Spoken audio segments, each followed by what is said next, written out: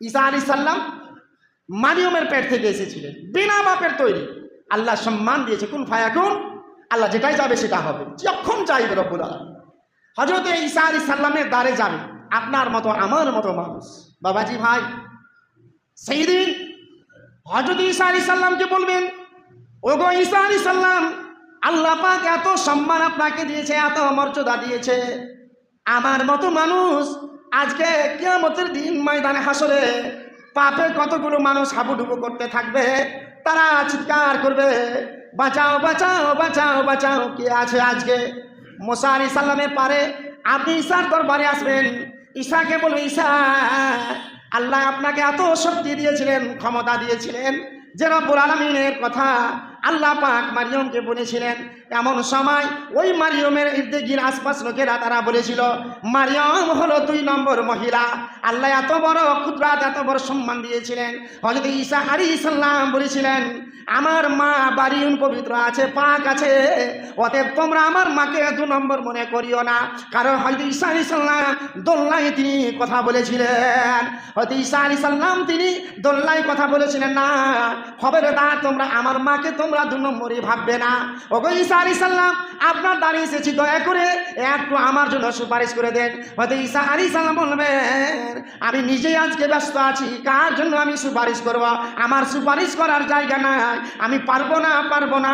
আমি তোমাদেরকে বলছি, আমার রব এত রেগে রাগিনীত হয়ে আছে, এর পূর্বে আল্লাহ কোনো দিন রাগেনি। যাও যাও, তোমরা বিশ্বনবী জনাবে মুহাম্মদুর রাসূলুল্লাহ বলুন সাল্লাল্লাহু আলাইহি ওয়াসাল্লামের কাছে যাও। এইগুলো নবী দুনিয়াতে দোয়া করেছিলেন। বাবাজি ভাই আমার, এইগুলো নবী দুনিয়ায় দোয়া করেছেন। হযরত ইব্রাহিম আলাইহিস সালাম সব ফেল হয়ে গেল, পাস করতে পারলেন না।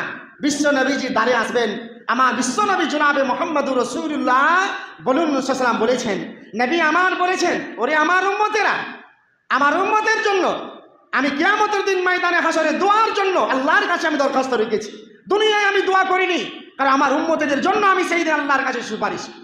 বিশ্ব নবী আমার দরবারে যখন কোনো মানুষ নবীজি দরবারে যখন যাবে, আল্লাহ রসুলকে বলি, ইয়া রাসূলুল্লাহ, ইয়া হাবিবাল্লাহ, আল্লাহর নবী গো, আপনার উম্মত হয়ে দুনিয়ার মাটিতে জীবন যাপন করেছি, আল্লাহ রসুল দয়া করে আমার জন্য একটু সুপারিশ করে দেন। হাদিসের পাতায় নবী বলছেন, মাম্মা তামিন উম্মতি লা ইউশরিক বিল্লাহি শাইয়া, যারা দুনিয়ার মাটিতে আল্লাহর উপরে জীবন যাপন করেছে, কোনো গায়রুল্লাহর সামনে মাথা নত করেনি, আমার নবীজি তাদের জন্য কিয়ামতের দিন সুপারিশ করবেন।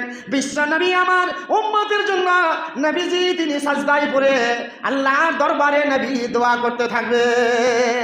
আমরা বুঝতে পারলাম না কেমন নবীজির জমাতের লোক আমরা হব, নবীর ক্যারেক্টার কেমন, নবীর ব্যবহারটা কেমন, আমরা নবীজির সঙ্গের সাথী কেমন করে হতে পারবো। আমার বিশ্ব নবী তিনি কাঁদছেন, আমার উম্মতেরা যেন জাহান্নামে না যান। বিশ্ব নবী আমার আল্লাহর দরবারে তিনি সাজদায় পড়ে যে আল্লাহ পাক রব্বুল আলামিন দেখছেন, ওরে জিবরাইল যাও যাও, আমার হাবিব জনাবে মুহাম্মদুর রাসূলুল্লাহ বলুন সাল্লামের কাছে যাও। বুঝতে পারি না আমার নবী কেন সাজদায় পড়ে আছে, নবী কেন সাজদায় পড়ে কাঁদে। এমন সময় হযরত জিবরিল আলাইহিস সালাম আসলেন, আসার পর জিবরাইল বলছেন, নবী মুহাম্মদ বলুন সাল্লাল্লাহু আলাইহি সাল্লাম, নবী গো কেন সাজদায় পড়ে আছেন, কেন কাঁদেন? আমার নবী বলছে, ওরে জিবরাইল, আমার উম্মতের জন্য আমি পাগলা হয়ে আছি, আমার উম্মতের জন্য সাজদায় পড়ে আছি, আমার সঙ্গে এটা আল্লাহর ওয়াদা ছিল, আমার উম্মতের জন্য আমি দোয়াটা বাকি রেখেছিলাম পরকালের জন্য, ময়দানে হাসরে আমি আল্লাহর কাছে করব, আমার আল্লাহ পাক ওয়াদা কবুল করব। এই কথা আল্লাহ পাক আমাকে বলেছেন, যাও জিবরাইল বলে দাও আমার উম্মতের জন্য সাজদায় পড়ে আমি নবী মুহাম্মদ বলুন সাল্লাল্লাহু আলাইহি সাল্লাম তিনি কাঁদেন। হযরত জিবরিল আলাইহিস সালাম আল্লাহ রাব্বুল আলামিনের দ্বারে গেলেন, দ্বারস্থ হবে আল্লাহর কাছে গেলেন। আল্লাহ পাক রব্বুল আলামিন নবীকে বলছে, যাও আমার হাবিবকে বলে দাও আমার নবী উম্মতের জন্য দোয়া করতে চাই, আল্লাহ পাক রব্বুল আলামিন নবী যার জন্য সুপারিশ করবে তার সুপারিশ আমি কবুল করব। বলুন আলহামদুলিল্লাহ, বড় ভাগ্যবান আমরা। বিশ্ব নবী তিনি কাঁদেন।